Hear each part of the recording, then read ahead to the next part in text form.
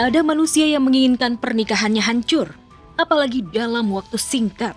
Namun realita hidup terkadang memaksa untuk mengambil keputusan pahit ini demi melepaskan diri dari hal yang menyakitkan, meskipun harus kesepian paling sunyi.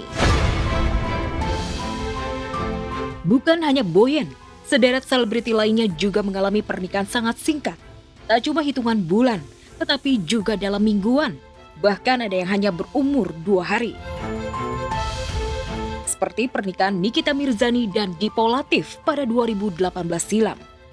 Pernikahan yang diwarnai kontroversi, mulai dugaan KDRT hingga perselingkuhan ini hanya mampu bertahan selama 5 bulan.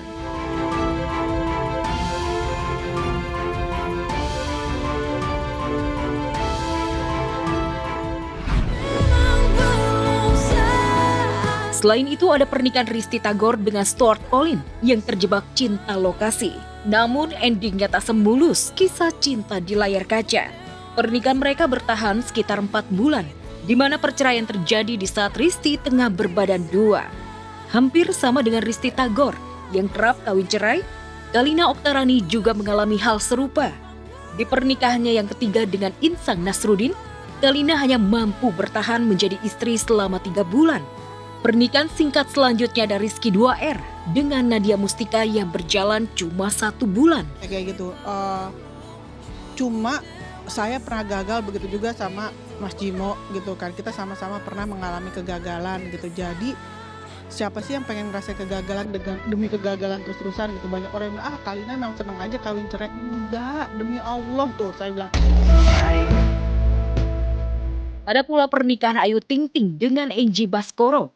Meski sempat digadang-gadang akan menjadi pernikahan yang paling megah di 2011 silam, nyatanya diam-diam Ayu dan Angie justru menikah secara akad saja. Dan pernikahan ini hanya berumur 20 hari, di mana perceraiannya dipenuhi drama perselisihan.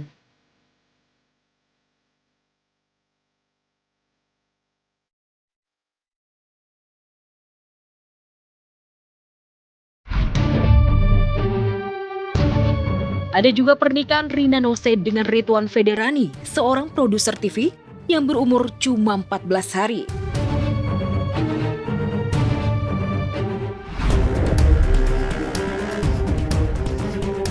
Dan yang paling singkat adalah pernikahan Ratu Rizky Nabila dengan seorang pria asal Libya bernama Ibrahim Alhami contohnya.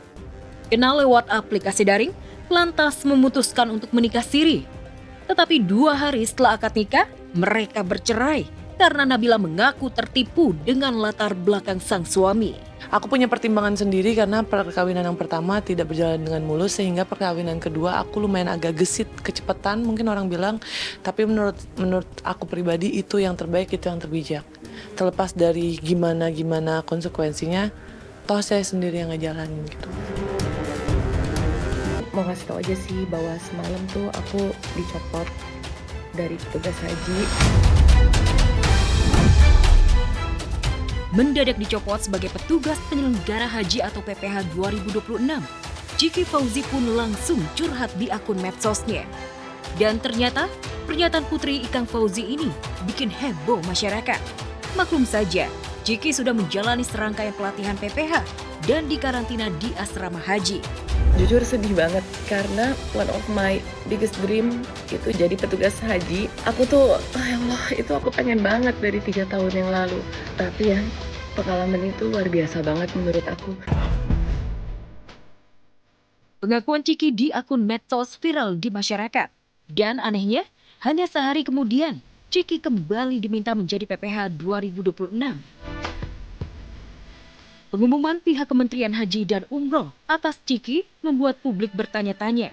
Namun di luar apa yang telah terjadi, Ciki memang layak jadi petugas haji. Track record sebagai aktivis sosial dan kegiatan keagamaan cukup mentereng. Pribadinya juga baik, ramah, serta gesit. Punya kapabilitas menjadi PPH 2026. Kemarin tuh saya ikut gerakan namanya Global Sumut Flotilla. Dan Masya Allah banget pengalamannya, saya ikut pemantapannya di Tunisia yang rencananya dari Barcelona kita mau berlayar bareng menuju perairan Gaza untuk membuat koridor kemanusiaan di sana, dan startnya aku dan teman-teman Indonesia dari Tunisia.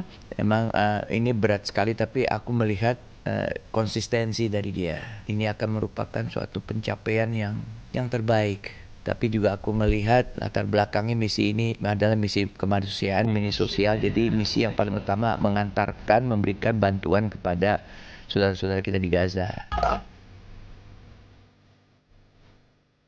Kini Ciki kembali happy lantaran bisa mewujudkan mimpinya.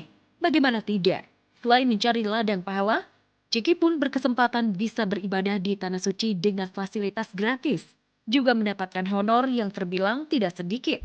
Aku benar-benar berdoa semoga haji tahun ini lancar untuk seluruh jamaah dan untuk para petugas haji, supaya semoga bisa menjalankan amanah dan hak umat sebaik-baiknya.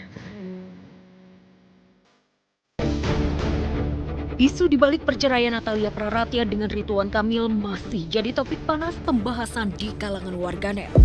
Padahal sudah resmi cerai dari Atalia, kehidupan Ridwan Kamil masih juga menjadi bahan pembicaraan hangat di kalangan warganet.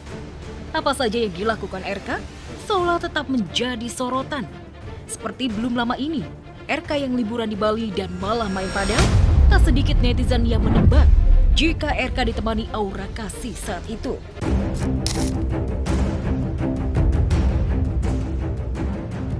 Tak hanya Ridwan Kamil, aktivitas Atalia Praratya pun masih menjadi sorotan.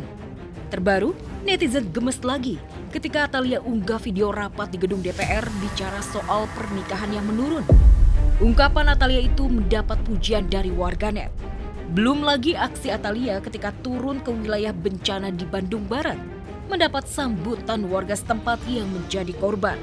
Apa yang terjadi pada saya tentu bukan menjadi contoh gitu ya, tapi yang terjadi saat ini harus menjadi perhatian bagi kita semua, bahwa ternyata terkait dengan angka pernikahan ini ternyata terus turun sejak 2013, bahkan secara rata-rata akumulatif dari 2021 sampai dengan 2024 angka pernikahan nasional telah turun sekitar 15,1%.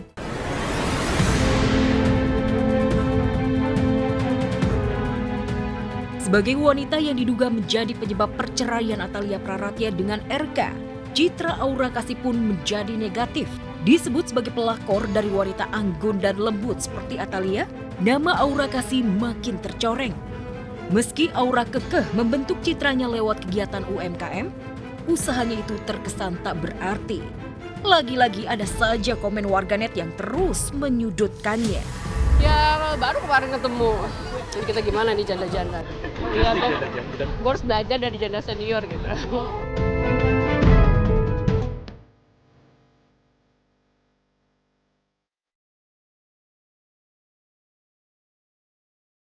Anwar Sanjaya baru saja pulang ibadah umroh pada Rabu dini hari kemarin untuk yang ke-7 kalinya.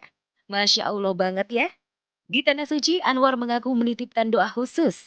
Bukan soal karir, bukan soal rezeki, tapi soal pendamping hidup. Fix, ini sih kode keras buat semesta. Kalau dihitung-hitung udah perangkatan ke-7.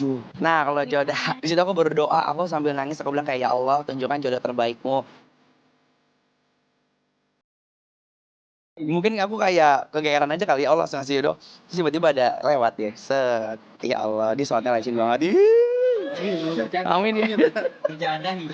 Insya Allah doain aja tahun ini aku nikah. Lihat ini aku lagi ngantri ice cream yang lagi viral. Di sela-sela umroh, Anwar kedapatan berburu kuliner, yaitu ice cream bros, makanan yang lagi viral di Mekah. Ice cream aroma bunga mawar. Uniknya pembeli dilempari berbagai macam bunga mawar sebelum mencicipinya. Jadi ibadah dapat, healing juga oke. Bismillah. Biasa aja. Biasa aja gitu. Es krim vanilla yang udah dikasih almond sama ada kita makan kelopak-kelopak bunga. Es krim rose yang kita makan, beli itu disemprot muka kita pakai kayu pewangi ya. Terus dilempar bunga gitu. Terus aku ngelempar-lempar aja. Kalau sekarang orang pada kayak diem gitu kan, kayak yang bercanda kan. Aku gini aja sampai orang pada ketawa-tawa kan. Yeah, Medina, Medina.